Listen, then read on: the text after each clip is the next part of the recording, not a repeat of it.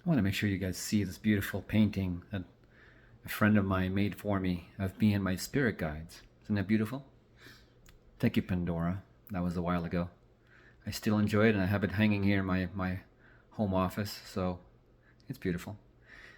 And I want to talk a little bit more about people's journey, emotional journey. The last few days I had some clients who were, it's hard to describe when you have a new client and what transformation, deep and fundamental, existential change you can have when you truly heal from within. Again, it's kind of, everything comes in waves for me, like it's so I can actually share that with the world. Like in the last couple of days, I've had clients that had nightmares, night terrors, and another one who's sleepwalking and doing all kinds of stuff during sleepwalking. So interesting stuff how the subconscious shows up when the conscious mind goes to sleep, and how it shows up and allows the things that like, oh, you're asleep, finally you're done with the daily stuff. We can actually bring things up that needs healing, that needs to be repaired, that needs to be looked at.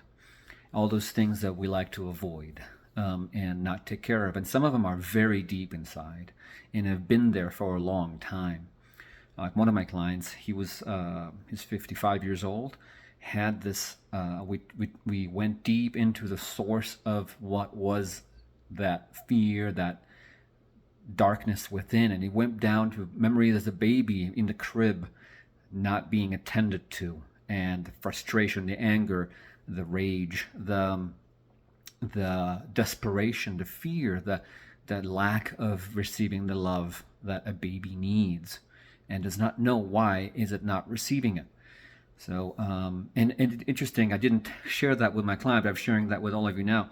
I've healed also those things through those periods. Again, periods that we consciously do not remember, we don't have access to on a regular conscious mind, but they're deeply seated, and they are in that part of ourselves, the subconscious mind, that creates that fear, that fight or flight, that feeling that we're not having our needs met at a very early age, very fundamental age, that creates that persona, that part of us that is already distorted and fears and is upset and angry and is filled with darkness instead of love and healing.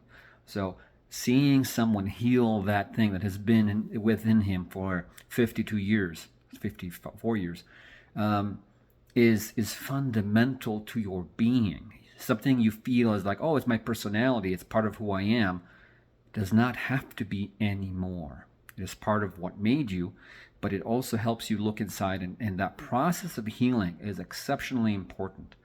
We don't have to live with that fear, shadow, hurt, trauma.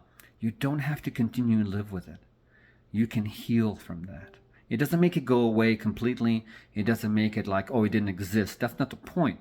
The point is to neutralize those charged emotions and heal that part of you that did not get its needs met, and now meeting its needs, usually by self-love, loving as you are now, the adult you, loving those pieces of you or those parts of you, younger parts of younger versions of you, giving them that love that it did not receive. So there's a lot of beauty in that journey within, and a lot of emotional healing, subconscious healing, trauma healing, and it shifts your life completely from the inside out. So don't neglect that inner work. And I love that most of my clients are between the 50s and 80s and do this work.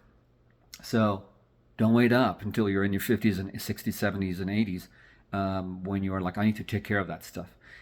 Do it now, and let yourself enjoy that shift in your life away from fight or flight or not having your needs met into love, oneness, safety, and peace, inner peace.